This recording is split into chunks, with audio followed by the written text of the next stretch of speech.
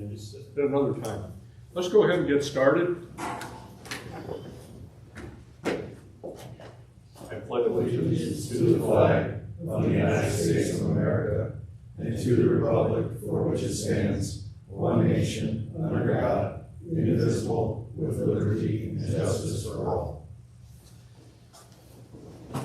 Well, thank you all for coming out today. We do have a quorum, so we can get some business done. And let's begin with the minutes of the September 8th meeting, or September 9th, 2025.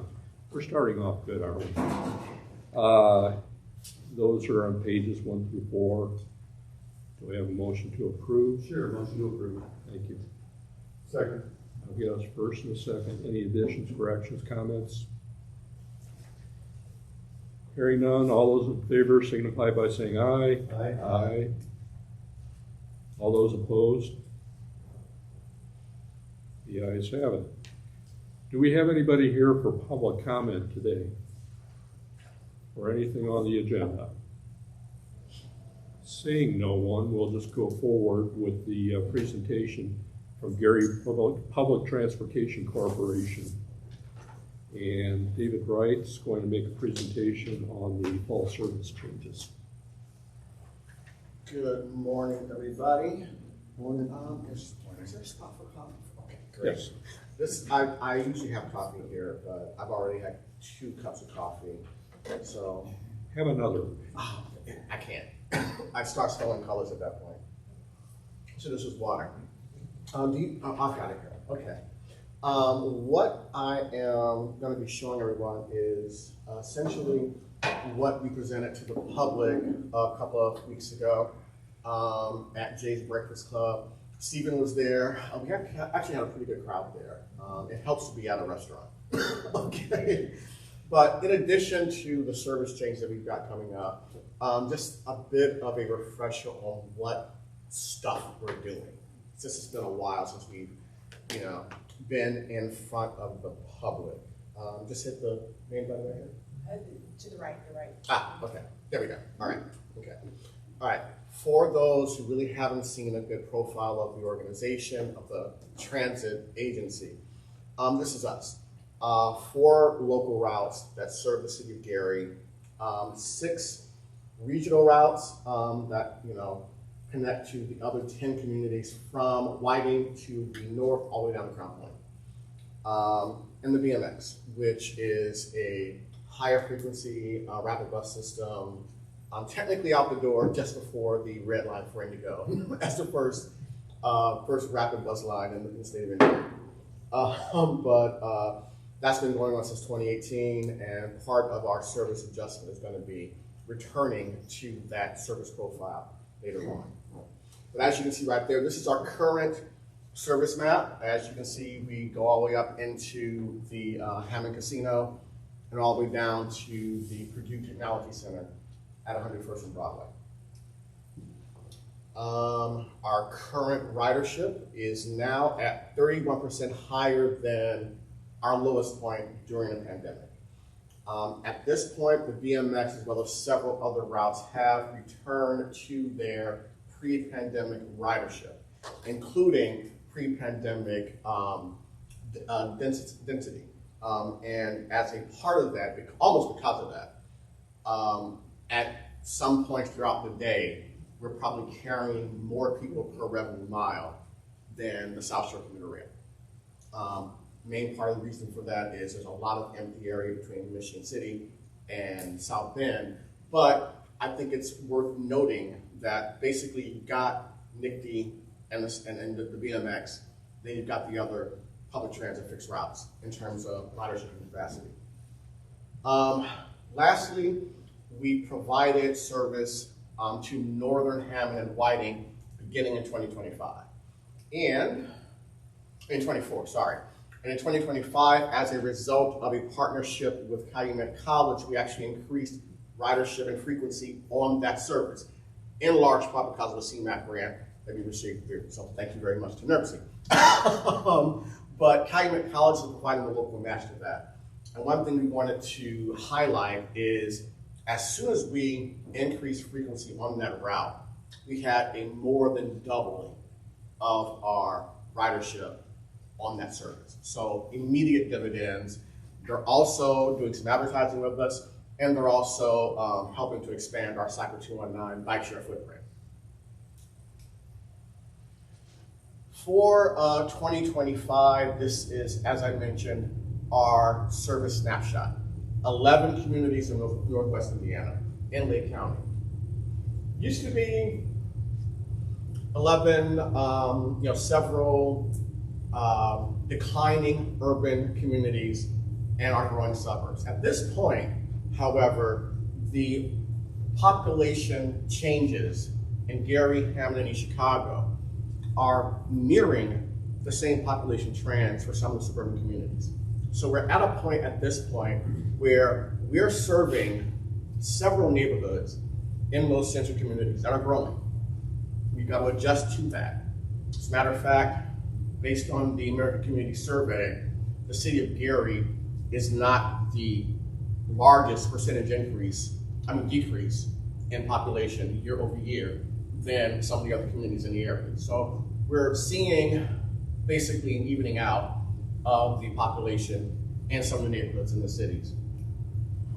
And this is a snapshot of where people are getting on and off our buses. This is using our mobile fare data, which is about 25% of our total ridership. So this is a pretty good sampling of where people are using our system. You can see a lot of people getting on and off in downtown Hammond, transferring from one bus to another, transferring from PACE to CTA to GPTC. You also see a lot of ridership along the Broadway corridor on all ends, all the way down to the Government Center. And this is something we have to respond to, which is what we're doing with this here. This is a map of the current service improvements that we've got that will be beginning next week, sorry.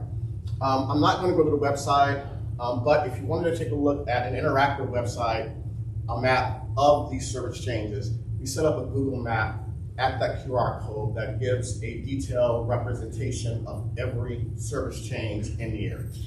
However, just to break it down, starting with the Lakeshore routes, as I mentioned, in August, we doubled frequency on the Lakeshore North and the Lakeshore South, immediate dividends. For West Central and Maryville and University Park, we're making some tweaks. We've been asked frequently to provide service to the Lake County Public Library on the US 30 shuttle. When we started taking a look at this service profile, we decided while we're increasing service on the BMX, we're going to extend the reach of the US 30 shuttle. So in addition to the Lake County Public Library, we're also serving Denmark College, which is a barber college near that location. So they've been asking for over a year for that service. So they're very excited. I'm not sure if Stephen had a chance to speak to the representative who was there from Denmark last a couple of weeks ago. So that's primarily what's happening on our Route R to the US 30 shuttle. For the Maryville and University Park routes, we're going to be interlining those in a way that will allow us to provide the same frequency for Glen Park and Maryville while using fewer buses and fewer labor cars. So basically we're streamlining those services to maintain their reliability and lower our costs. And for the BMX, we're doing something similar by going back to the limit stop service profile for that route. And this is what we're doing, speeding up the BMX. Going to limited stops increases the speed on the service. So right now, since the pandemic, we were basically running it as a local route. Doing that will allow us to reduce dwell time and reduce the number of stops and get that entire route run in 30% less time than the current service profile, getting us back to the 20-minute service that we have planned on it. And this is mostly for those who are using the system. Like I said, this was at a public forum in Gary. It's going to be a large part what we're doing and what the riders are doing to reduce the stops on the system. What I told people, when we talked about this at James Breakfast Club, is we're not gonna be passing up riders. If you're at a bus stop or you can't get to a bus stop that's signed, we're not gonna have that bus going by you. However, we want people to try to make a point of boarding that bus at those marked bus stops on the map to the right. That way, we'll be able to increase the frequency on the route without inconveniencing seniors, for instance, at some locations that aren't on signed routes. Going to the other mode that we have begun a few years ago. This is Cycle 219 Bike Share. As we mentioned when we launched it, it's designed with the transit rider in mind. All of the current bike share stations are at major bus locations. Metro Center, downtown Lake Street, University Park. We are increasing capacity on Cycle 219 in large part because of what we're doing with Calumet College. So they've already had new bikes on that location. We're ending that soft launch this week, but we'll be back in the spring for more. In addition, we're adding bikes at IU Northwest and at the Gateway and Miller Beach South Shore stations. And this is part of our desire to increase the visibility of our service to destinations, not just getting to and from work, not just getting to and from school, not just getting to and from medical appointments, but actually using the system to get to some of the major destinations in the area, including bike trails and things like that. In addition, just some odds and ends, we are changing over our mobile fare platform to GenFare. Early 2026, we'll be doing that. We just installed new artwork at some of the bus shelters in Gary, downtown, Glen Park, and Midtown. And on the 20th, we'll be doing a Holiday Lights tour in Miller. These are some, not all, of the partners that have helped us make these changes in the past couple of years. And that's about it, unless there are any questions. We got a lot going on, in the fall and winter of this year. Any questions for David? Comments? All right, thank you very much. You're off the hook, David. Yeah, a lot easier here than it was at Jay's. Yeah, I imagine. Now, for additional information and informational purposes, we'll have Planning 4.1. Grace Benninger is going to present on third quarter safety congestion performance measures. Hi everyone. So I'm going to be updating you all on 2025's third quarter performance measures for safety, reliability, freight, and congestion. So as part of the Infrastructure Investment and Jobs Act, USDOT through Federal Highway requires state and MPOs to set targets in several national performance areas, as well as track performance to determine whether federal transportation improvements, so those projects that are funded through NERC's TIP, how they are improving the transportation system performance. And so that performance is measured in 4 areas, including safety, travel time reliability, freight, and congestion. So recently, we've been working on developing a performance measures dashboard. The last time we updated you, I believe, on the first and second quarter for 2025. This was just kind of in beta testing, so we should be able to see a bit more this time.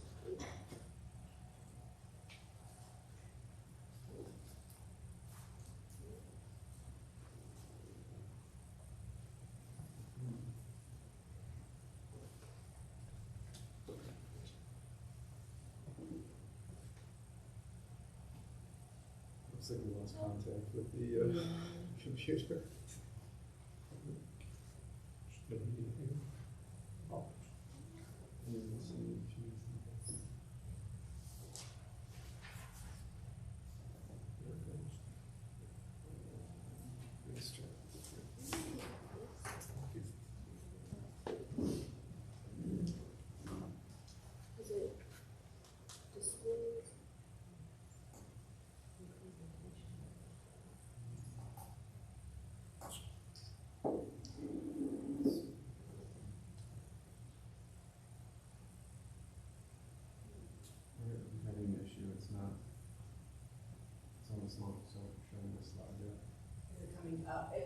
It's on the laptop and not on the screen.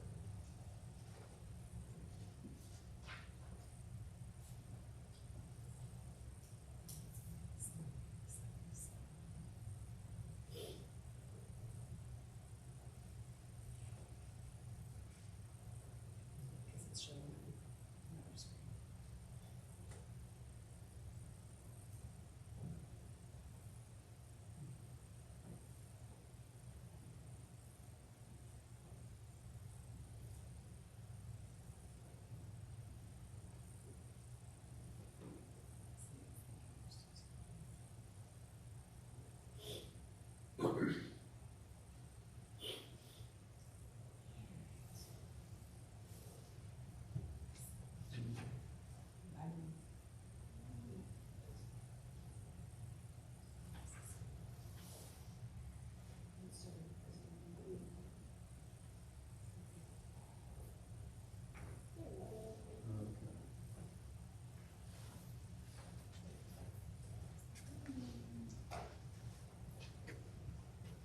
Sorry about that. So this is our dashboard for our performance measures. So the first metric we're going to be talking about is the interstate travel time reliability. So this looks at the consistency of travel times measured by how much travel times vary day to day. So it's not quite loading, but in 2024, that target was 93% reliable or greater. And then in 2025, it was up to 93.5% reliable or greater. However, January through April of this year, we did meet that target. However, May through September, we did not, with the worst month being July. However, this is a different pattern than in 2024, which was more consistent throughout the year. So you can see, zoom in.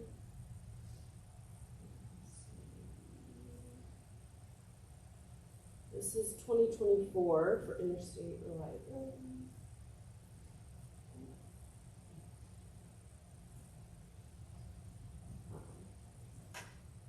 So if you can toggle back and forth between 2024 and 2025, and so if you notice, this area goes from being in the darker green to a little bit of a lighter green, which corresponds to that decrease from May to September of this year. And so the second metric we're going to look at is the truck travel time reliability. So this is similar to the interstate travel time reliability. It's all on the interstates, but it's looking at the consistency of travel times for commercial vehicles. And so instead of a percentage, this is measured using an index. And I know these charts aren't loading at the moment, but that just might be the internet connection. So the target in 2024 was 1.32 per month or less. So smaller numbers are better. And then in 2025, it was 1.3 per month. We struggle a little bit more with this metric in our area, meaning the consistency for commercial trucks and their travel time reliability. And the only month that hit this target was in March of this year. Looking at the non-interstate travel time reliability, again, looking at kind of the same metric, but just on the non-interstate. So that's your U.S. highways, your state roads. And we have a much easier time meeting this metric in our areas.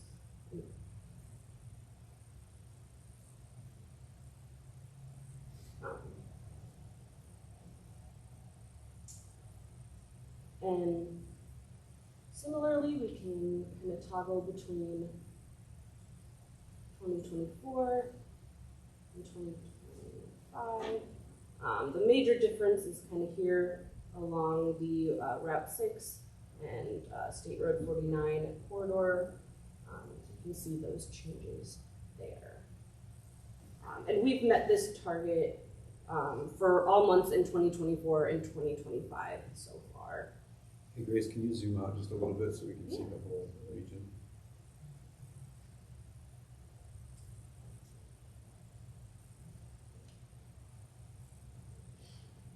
We're seeing issues, was that due to the construction that was occurring, for example, on 49? I would assume that was the reason why travel times were more inconsistent due to that construction. However, for US 30, that looked pretty bad.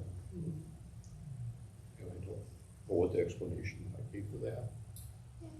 US 41 through Hammond doesn't appear. Yes, sir.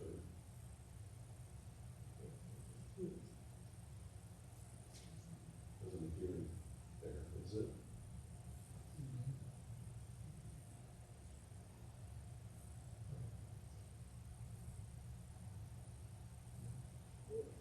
Looks like it's unusable.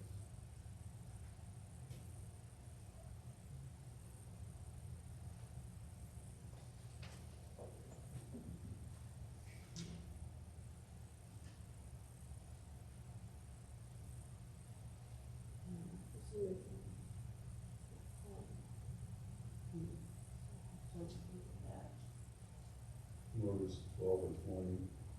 And then Chicago. 152. I'll have to see why This those is- aren't.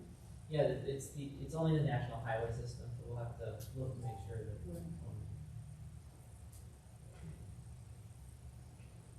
Alright, so then the next performance measure we have is the annual peak hours of excessive delay per capita. So this metric covers the entire Chicago urban area and looks at excessive delay that per person that one might expect when dealing with congestion. And so this is a percentile rank, so it looks at the congestion along each segment and then assigns a value based on the scores of the other segments. So you can see we do have some congestion issues in our area. This is an interesting metric because it's a total throughout the whole year, summing each month. And so the limit for 2025 is 15.6 hours, or 15.6 hours in 2024 and 15 hours in 2025. In total, the actual hours accumulated in 2024 was 12.3, and at this time last year was 9.2, but for now we are at 9 hours, so I would assume that we are on track to meet this metric. And then moving on to our safety, looking at our crash data.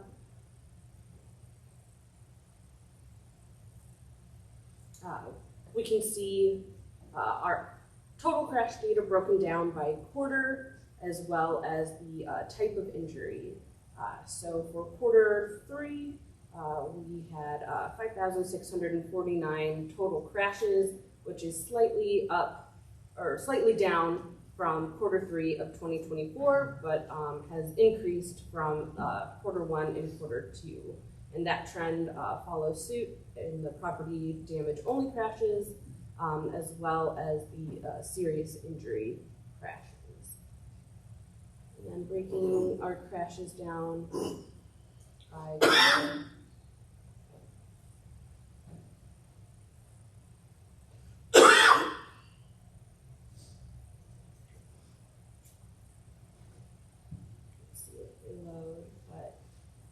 Once they load, you'll see that Lake County tends to have the highest proportion of crashes between the 3 counties by almost 1,500 more than Porter County and about 3,000 more than LaPorte County.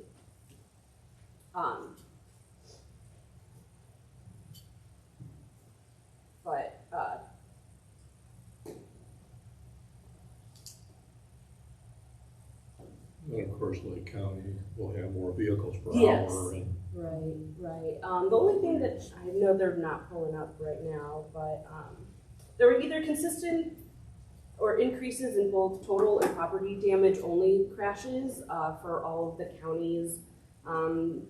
Porter County's fatalities were somewhat inconsistent, but Lake County showed a steady rise in fatalities since last year. And it also looks like LaPorte tends to have, again, based on population, a higher percentage of fatalities as compared to the other two counties.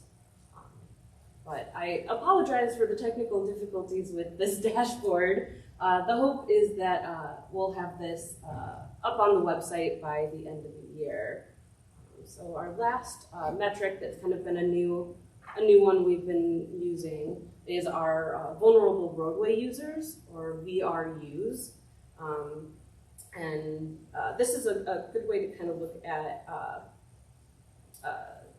those pedestrians, petacyclists that alternate transit, all of those items. But typically when those type of roadway users are involved in a crash, it tends to be either more severe and in a fatality. So looking at these crashes, we can kind of get a better idea where improvements for those type of users might be. So most occur, I know it's not now, but most occur in Lake County, and Porter County and LaPorte County have fairly similar rates for vulnerable roadway users. Although there tend to be more serious injuries and fatalities in Lake County. But yeah, hopefully once we have this up and ready on the website, you all can take a look at this at your leisure, and we will continue to update you quarterly. We have information on the cause of fatality, The particularly in Lake County, the causes of fatality. The causes, that's not necessarily an analysis that we've delved into. I know we have a variety of different safety planning activities going on, including our road safety audits, as well as hopefully soon we'll be starting our regional safety analysis and planning process to kind of dig into the reason why those are occurring. Right, I think that's all I'm suggesting. Mhm. We're doing road safety audits now as a plan commission. Yes. That could be part of what we do. So, yeah, we do have the data on cause of crashes, and that is something that we look at when we do the road safety audits, because that does help understand what types of interventions would be effective to prevent future crashes or reduce crashes and specifically fatal and incapacitating death. Yeah, crashes. Question, would any of the information from that Road to Zero workshop that Health by Design put out, was that October, I believe? Because they had a lot of crash data on there. I'm just trying to remember if any of it was on the flash drive, and if it was linked and could inform some of this. But they had some rich data on crash information. Yeah, I believe we may have supplied them with that. Oh, in that case, then yeah. So that's So you got it. Good point, though. Yeah. No, but seeing it mapped out was very informative.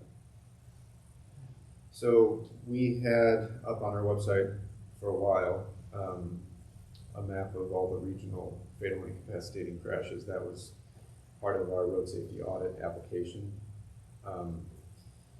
When we talk about these performance measures, what we're really looking at is performance over time in the aggregate. So we're setting targets for either it's always better performance, which could mean the metric goes up or it could mean the metric goes down, depending on what it is. And then kind of the reason why we bring this out every so often is to just kind of put a pin in how are we performing, right? So we're consistently making investments and doing plans and undertaking various activities and programs. We want to see that those programs are effective because they're moving us towards those targets, whether it be congestion or safety. So it's really helpful for us to get kind of a broad view of sort of a check on, are we planning and programming effectively to achieve the goals that we've set for ourselves? Have any more questions for Grace or for Tom? Other comments? And this was informational. Thank you, Grace. Next, we have planning 4.2, air quality conformity under MOVES, M-O-V-E. Is that S-N? Oh, S5. I'm sorry, MOVES 5, pages 6 to 7. Scott Weber, please explain what MOVES 5 is. Yes, it's the name of the software by US EPA. But anyway, so the presentation that I'm about to give refers to the memo that's found on pages 6 to 7 on your agenda packets. I've presented various topics about air quality conformity in the past, so this is not going to be an exhaustive presentation about all of the details that go into what air quality conformity is generally, but it's going to hone in specifically on the issue that we're having by transitioning from a specific EPA software from MOVES 3 to MOVES 5. So I'll talk about what we're doing about that and how it affects our work. So just a quick refresher about what air quality conformity is and why it applies here. Well, it applies because portions of our region in Northwest Indiana have been designated as non-attainment for ozone, which is one of the criteria pollutants in the Clean Air Act by the Environmental Protection Agency, EPA.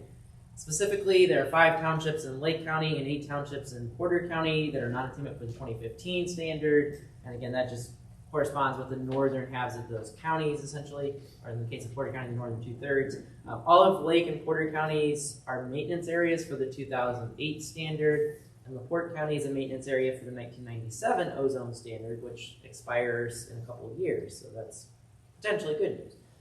Also, air quality conformity is required by Clean Air Act Section 176C, which means that all new plans that NERC conducts, are specifically Metropolitan Transportation Plans, transportation improvement programs, and any amendments to them that include any non-exempt projects in any of the non-attainment or maintenance areas require us to demonstrate air quality conformity. That is, that we need to do an analysis using the EPA software that shows that the transportation-related emissions from those projects collectively do not cause us to exceed what's in the budgets in our state implementation plan.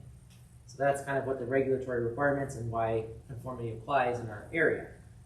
So you might be asking, okay, so what is a non-exempt project? Well, a non-exempt project is a project that adds capacity that's regionally significant. Projects such as a new roadway or new fixed guideway transit facility, an added travel lanes on a roadway, or an added continuous turn lane or auxiliary lane over a certain length. We have thresholds in a table that, depending on the functional classification of that road, a continuous turn lane or an auxiliary lane over a certain length would trigger that threshold that would make that project a non-exempt project. And also, there are certain exceptions.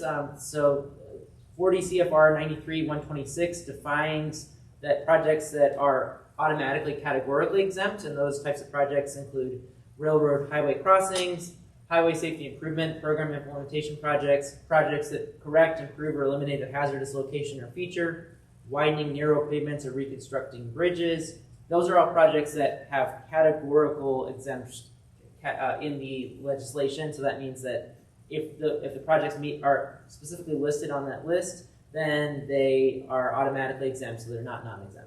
So we don't have to worry about their air quality conformity status. But otherwise, generally speaking, if it falls into the category at the top of the slide about projects that have capacity, then it is considered non-exempt.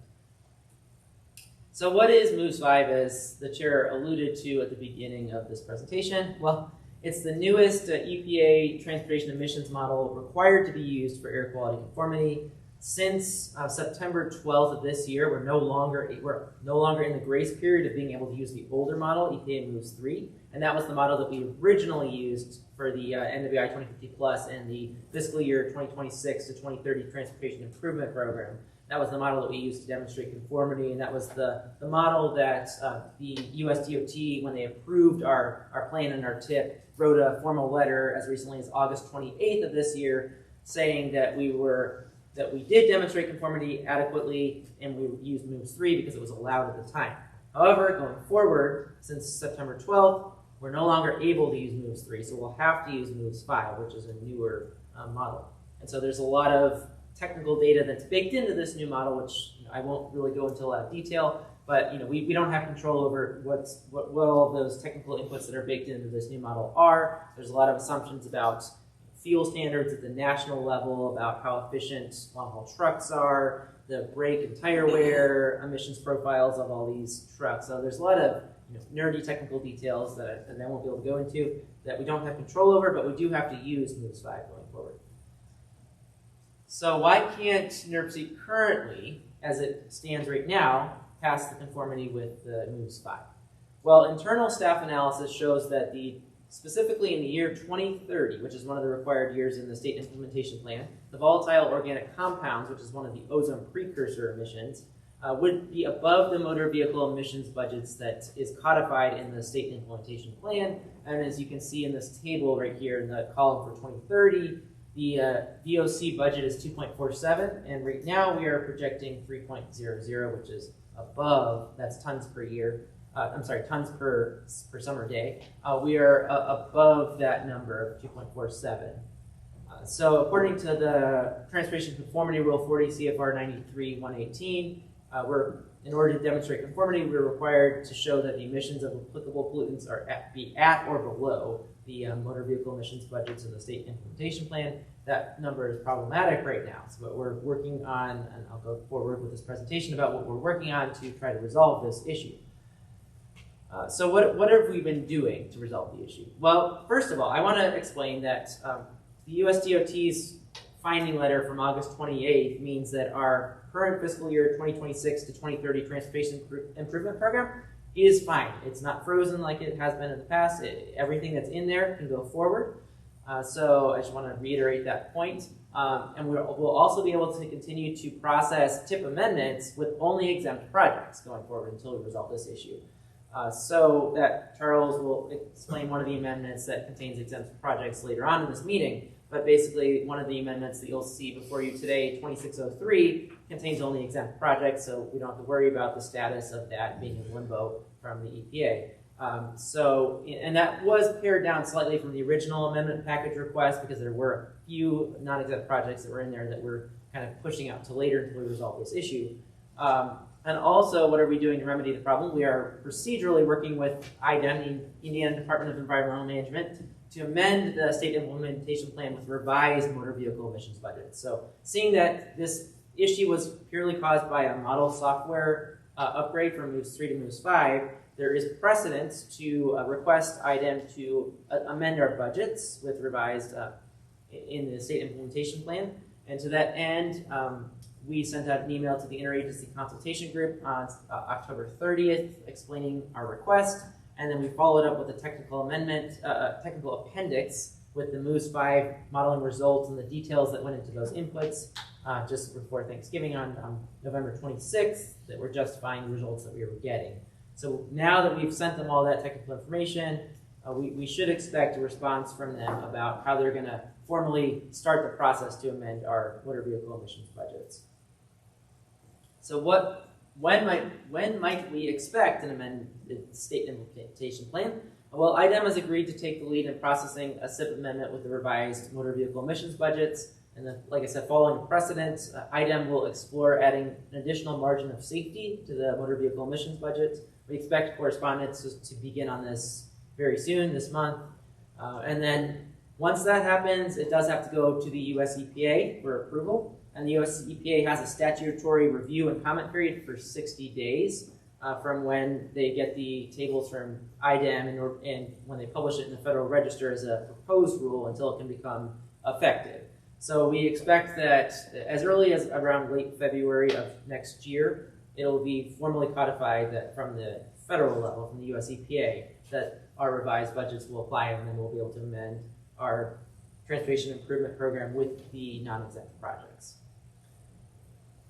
So I know that there's a lot there.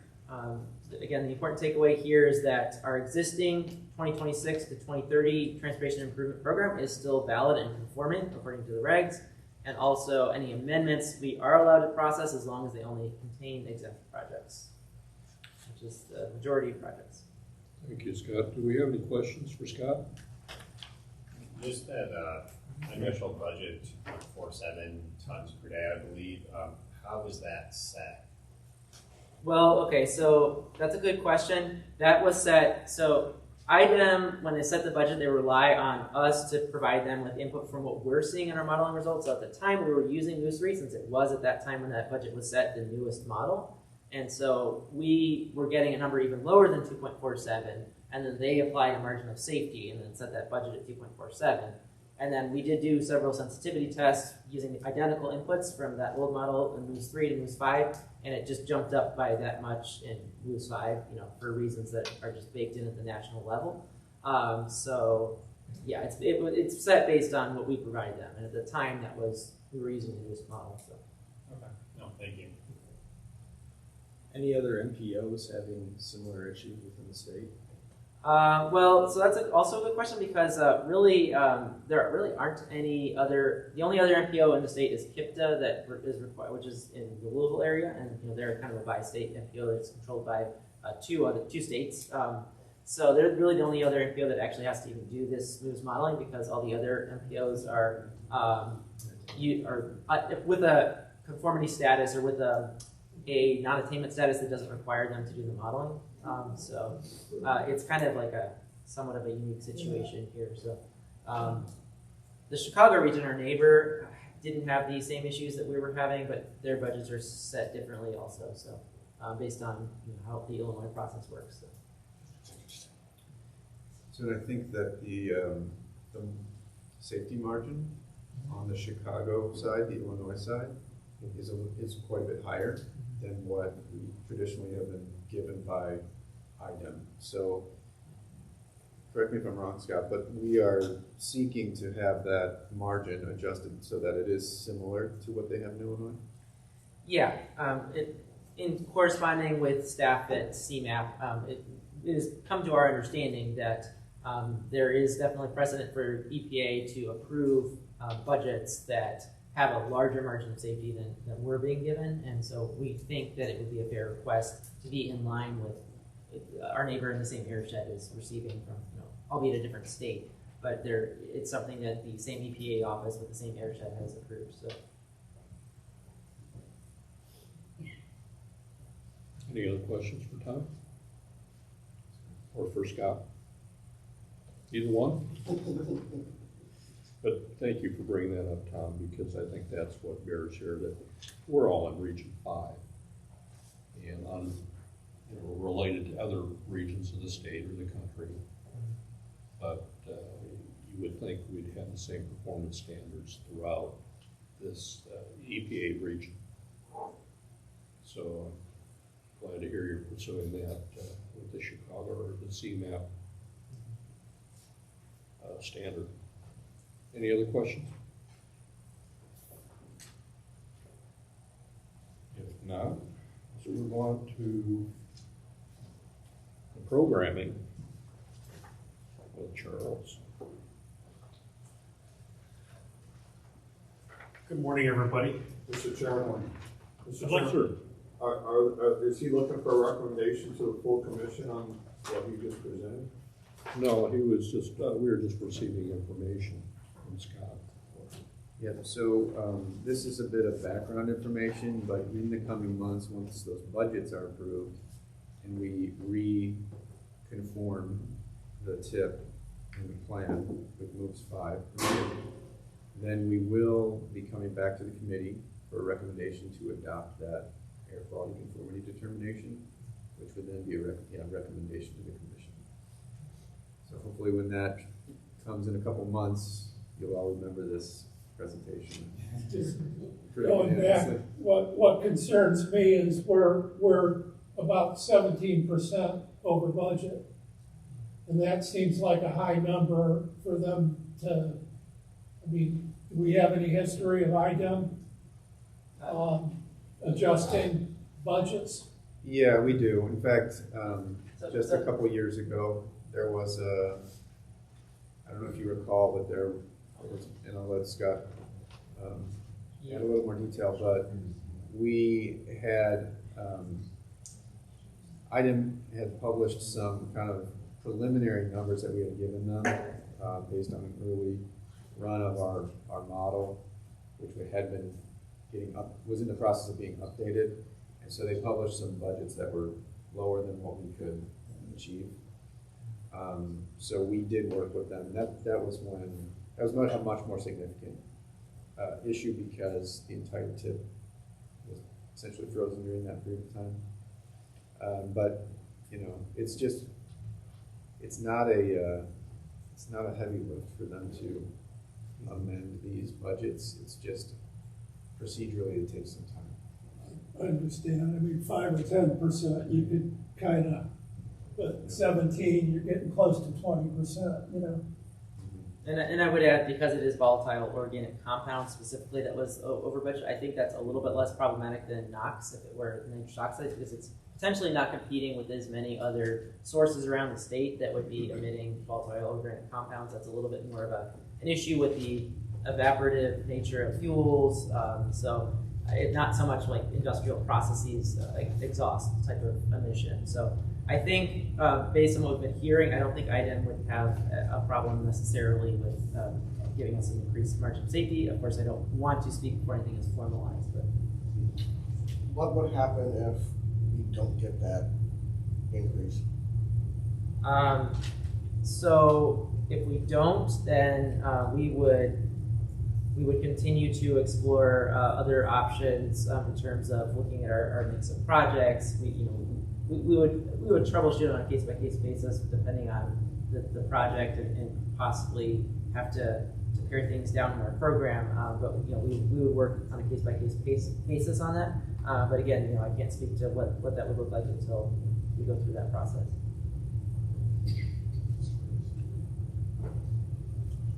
I'm optimistic that IDEM will work with us as well as Region 5. However, short of that, we could do a resolution or make a recommendation that the full commission support the staff's efforts to adjust the budget. I don't know that that's really necessary. They're doing it. So, and I think everybody here is in support of it. I haven't heard anything negative about what the staff's efforts are. Or am I wrong? No, honestly, per Scott's answer to my question, I think we may have just been a little overzealous in the initial goals we set. Looking at the table, I think it was like 11 and then 2.4 and then 2.9. I don't really know why we did it down, I don't have an issue with it. Thank you. Anybody else? Thank you, Scott. Now we'll go to Charles. Again, good morning, everybody. If you turn to page 8, you will see a memo of the action requested here this morning and the entire list of, an overview, I should say, of the projects. If you look at what was put out for public comment, we initially had 3 different amendments. We had 26-03.1, 0.2, and 0.3. And as I've explained before, that we break these up into 3 different amendments, put them on the same resolution, but we break them into 3 different amendments because when they leave the commission, they go their own separate paths down at NDOT. One goes to the transit, one goes for additional federal oversight because of the emissions, as Scott has just filled you in on, and then the other one doesn't require any additional oversight from Federal Highway or any of our other federal partners. Looking at, if you want to read through them, there's several different projects, or 48 projects that that are exempt from the non-conformity process. Like I said, there were 4 projects that were pulled. They were on 03.2. If you notice, that's not in here at all. So we pulled those 4 projects. Those will be put on 04.2. in February, and we will work with ICG. We'll work with ICG on those in January as getting them moved along. They didn't have any comments earlier. Actually, there were some comments, and I'll share with those. So that is the rundown of the various projects. And of course, if you want, you can go to www.arttip and look at all the projects. Moving on to the public comment report. Again, we had the two amendments, 26-03.1 and 26-03.5, which is the transit. We received one comment during the public comment period from Dean, the city engineer of Hammond. And that comment is in the public comment report. That comment is not a significant comment, and when I say significant, I'm not degrading Dean's comment, but what that means is it does not require us to pull those projects and review them and make changes to those projects and go through the whole process all over again. That's the difference between a significant and insignificant project. We did receive a couple comments from Federal Highway when we sent it out to the ICG, and we addressed those comments. Other comments we received basically reiterated what Federal Highway had said. That was from IDEM and from the EPA. Are there any questions? Dean? In reference to my comment, can you confirm that DES numbers 1801907 and 1900833 are not subject to air quality conformity? They are not. Both of them are not. Correct. So they are going to move, they are moving forward. They are on the December amendment to hopefully be approved. And then immediately that day, usually that day, I send that amendment to NDOT to incorporate into the STIP. So hopefully, granted, we are getting near the holidays towards the end of the year. I would think that sometime by the first of the year, those projects should be in the STIP and everything should be business as normal for those two projects, as well as everything else.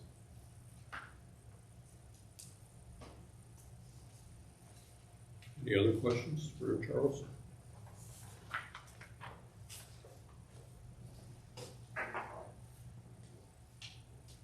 We have amendment 2603 we need to recommend to the commission. So moved. Second. Thank you. Any other discussion, questions, comments? For clarification, that's resolution 25-18 Right. with amendments 26-03. Correct. Resolution 2518, the fiscal year 2026-2030 Transportation Improvement Program Amendment 2603. All those in favor signify by saying aye. Aye. Aye. Anybody against? I think it's pretty unanimous. Thank you. Thank you. Thank you, Charles. And thank you, Dean, for bringing it up. Reports from planning partners. I doubt that Ryan has anything to say today. Please, Ryan. Sorry. So we have some big things coming up. The Build Grant NOFO was announced right before Thanksgiving. That's a $1.5 billion opportunity, and projects are very broad as it relates to infrastructure. And with all that being said, it's a great opportunity for talking about some of those CCMG projects that maybe didn't get funded. In addition to more things, but one of the big things that we just wanted to touch base on, January 21st, we're going to be having an electric vehicle test drive at Tire Rack in South Bend. It's a great opportunity to get behind electric vehicle and on a closed racetrack. And we'll be sending out opportunities to sign up and schedule your test drives here in the coming week. And then we have a survey that is for the placement of electric vehicle infrastructure for medium duty and heavy duty trucking with a priority on the I-80, I-94 corridor. There's a survey QR code. Feel free to scan that if you'd like. But there's going to be funding available from INDOT for National Electric Vehicle Infrastructure projects for publicly accessible charging stations that will be it's starting back up here shortly. With expectations with RFPs to come out in Q1, later Q1, early Q2 of 26. And that is all I have, just to keep it short and sweet today. Thank you. Any questions for her or Ryan?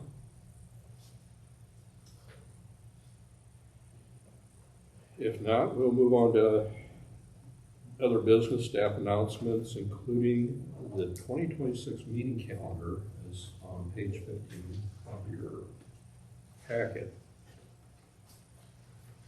So yeah, that's just published for your information. The list of dates for the Transportation Committee meetings next year, and next month. Just FYI, we'll be meeting the first Tuesday of the month, every month except for June and July, there's no meeting.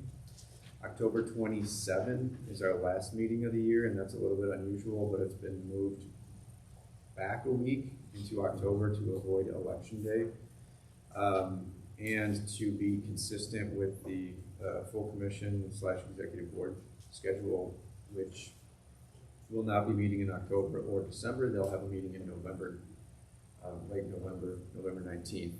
That way, if we have actions, they can be accomplished by the end of the year with the full commission. Right, so yeah, we'll be meeting every month except for June, July, November, and December. If there is an emergency, we will call a special meeting. So we've got this room reserved for the first Tuesday of every month in the event of an emergency. We have to schedule a special meeting, but we don't anticipate that. But we'll certainly let you all know if we need to do so. And I guess I would also just note that, yeah, if there's no business, we'll cancel meetings as needed. Does this align with the approving amendment process that we have in place? Because obviously we're in the third quarter amendment in December. Yeah. The same thing occur next year when we're in December trying to approve a third quarter amendment, or is that going to happen in October? So that would happen in October here, and then go to the commission in November, because they don't meet in December. But yeah, we will have 4 amendments, as we typically do, 1 a quarter. And I gotta believe with the significant, we're gonna have an emergency meeting. So this committee and the full commission can't speak to that at this time. Hopefully we can take care of business on a timely basis. Yes. Any other questions pertaining to the schedule and the calendar? We have acceptance of committee appointments. Oh, Tom. Scott. So just a quick announcement. That's a staff issue. NERC has been conducting road safety audits. This year we had 7 of them ongoing, and I just wanted to note that in the month of November we had meetings with our consultants at Corgino with those 7 communities being Crown Point, Hammond, Highland, Hobart, Lake County, Michigan City, and Munster. And we will have site visits scheduled with the consultant to do field checks next week, December 10th and 11th. And we expect that the final reports of those road safety audits will be out around the end of January of next year. And possibly we're hoping to have the consultants come present at our February 3rd meeting of this committee about the findings. So that's an ongoing process. Thank you all who have participated in that. And we hope to, seeing the success of it, we hope to continue that program in the future. Yeah, Tom just told me we didn't have to worry about 7.2, but Scott started us off on the staff updates and announcements. Do we have any other staff announcements? Kathy Luther? You have a question? No? Well, I was just gonna point out on those, safety audits, I know the goal has been to include those in the NOFA planning systems. I probably won't be participating in that process as I have the past 5 or 6 times next year. Just like to, remind everybody that that's been our goal all along, to get those safety audits pointed in the NOFA process. Thank you. You can always volunteer. You can still volunteer. I Thank you for your past service, Jeff. I don't know if I will or not. I don't think I'm gonna continue to participate. You like hanging out with us. I appreciate what you did. Charles has something to say. I was just gonna say that we do have plans on shifting the process, the road safety process, so that on the years that we have the NOFAs, those will be completed earlier. So. Good. We're learning. Kathy? I wanted to make everyone on this committee aware that NERC is currently part of a program contract with the coastal program at DNR, along with Save the Dunes. And what we have, we're providing a technical assistance for grant. It's kind of modeled after actually the Green Fleece program we do with them for kind of vehicle related and energy related. So we can help with kind of matchmaking or positioning of need or a project for grants related to green infrastructure, hazard resiliency, hazard mitigation, place making, natural resources, public access to stuff, even land acquisition. So we don't want to be like, there's other organizations that put out lists of grants. We want to take it a step farther. We're working on developing our website for this, and there'll be an intake form, but if you have ideas of projects or needs that you want to look for a grant for, originally this was targeted for all the climate grants that folks thought would be coming out of the feds that aren't probably coming, so we're a lot more flexible. And so we have about a third of Jen Birchfield's time in this. She's an experienced grant writer, and Save the Dunes also has experienced grant writers. I have some experience too. And we can also provide a little bit of time for mapping and or data for a project. So the idea of this is the DNR has felt that Northwest Indiana has not maybe gotten as much of a share of some of the federal grant opportunities as other coastal areas, so they want to make us more competitive. The other thing, we can do this countywide.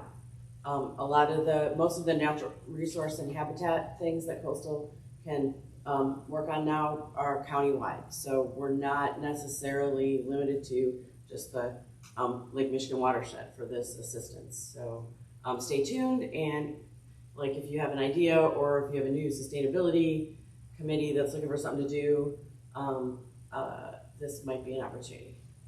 So DNR is saying we could do stuff in the Kankakee watershed. There are 3 counties now. Other parts of this grant include we're updating wetland and habitat areas for all the way through to the Kankakee, and we're going to be doing an inventory of structures in streams, and culverts are a lot of those structures. Yes.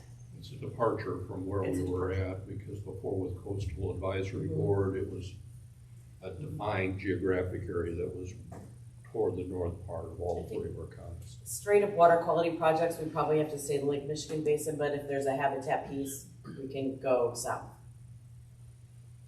So. Anybody else from the staff with an announcement? Anybody here with an announcement? Mr. Chairman, my controller brought to me an issue that may there was a House and Roll Act that was passed last year, effective July 1st of 2025, House and Roll Act 1461, that limits the MVH restricted distribution based upon your Beza rating. So I would just suggest that you folks sort of be aware of that and see what there's an effect that could happen to your MVH restricted distributions. It could be limited if your Bazers aren't high enough or your roadways are considered 15% or more failed. And I appreciate you bringing that up on behalf of all the people here. We forget that there's ongoing legislation that just sometimes confounds us. Yeah, it's sort of confusing, so I'm not entirely sure that we even understand what's happening, but, you know, we know about Senate Enrolled Act 1 that reduces funding for municipalities due to the property tax. But you want to formulate your defense right now. Yeah, so, Work you on know, things to be concerned about as funding gets more difficult. it. And it's not going to get easier. So did State Board of Accounts reach out to your controller first? Yeah, she saw something and she asked me, you know, what our average Baser rating was and what's it gonna take to get to a 6, because we're below a 6. So, you know, it looks like we're getting less MVH than, you know, we have in the past, and that is sort of a reverse Robin Hood principle, if you ask me, right? People who have roads that are sort of in poorer condition are getting less money to support their roads. So it was not a good way for our legislature to look at some random metric of a Pazer to set funding levels on. I would say our clerk treasurer emailed me about a month ago asking what ours was, and I'll just follow back up with her to close that loop. Good thing. Any other announcements? With good news? Hearing none, our next full commission meeting is December 18th. Christmas good is- news. Christmas is Merry coming. Christmas. Scheduled for December 25 is Christmas. Yeah, it's scheduled for December 20th. Our full commission meeting will be December 18th at 9 in this room, and our next TPC meeting will be Tuesday, January 6th, 2026. Oh. Yeah, we like this year, so we didn't get 2026 in here, but it'll be 2026, January 6th at 10 a.m. Do we have anything else good for the cause? If not, do we have a motion to adjourn? So moved. Thank you. Second? Second. Thank you, Mr. Smith. All those in favor signify by saying aye. Aye. So, unanimous. So, we'll see you next year.